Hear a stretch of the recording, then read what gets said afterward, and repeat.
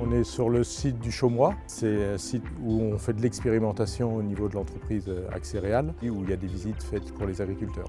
Je suis venu ici pour échanger avec la coopérative sur tout ce qui est essai, voir des nouvelles variétés, puis voir ce qui se fait de nouveau. Puis c'est toujours bon à prendre les conseils des autres agriculteurs. Ce moment de partage au moment des rencontres agronomiques est toujours un moment fort dans la vie de notre entreprise. Il y a un réel intérêt pour les sujets que nous traitons dans cette plateforme agronomique, les sujets de transition agricole, de décarbonation, les sujets de valeur et de filière. Parce qu'un client nous demande vraiment d'engager des travaux sur cette problématique carbone, alors nous pouvons le conduire de manière transverse et apporter une valeur à chaque maillon de la chaîne. Je ne vous dis pas que c'est facile, mais il faut vraiment s'y lancer. Ce qui m'intéresse le plus, ça va être toute la partie carbone. Je me dis qu'en stockant du carbone dans le sol, on peut améliorer la fertilité de nos sols et peut-être moins accuser les à-coups de grandes périodes de sec et de grandes périodes d'eau.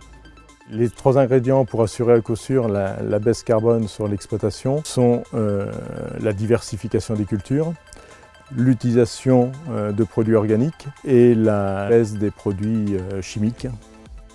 Tout le monde est aujourd'hui impacté par des aspects climatiques et donc sur ce sujet du carbone.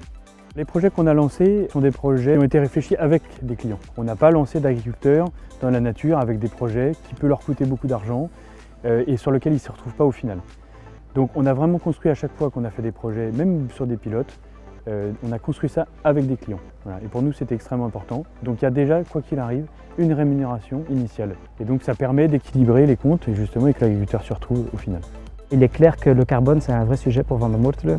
Ce qu'on fait, on a fait quelques analyses pour voir d'où vient notre impact sur l'environnement et il est très clair qu'il y a des axes de travail qu'on a identifiés. On voudrait avoir une stratégie sur la farine et le blé qui soit actif en France, mais aussi bien en Allemagne, en Pologne ou en Italie, pour essayer d'avoir quelque chose qui soit cohérent et compréhensible pour le consommateur final.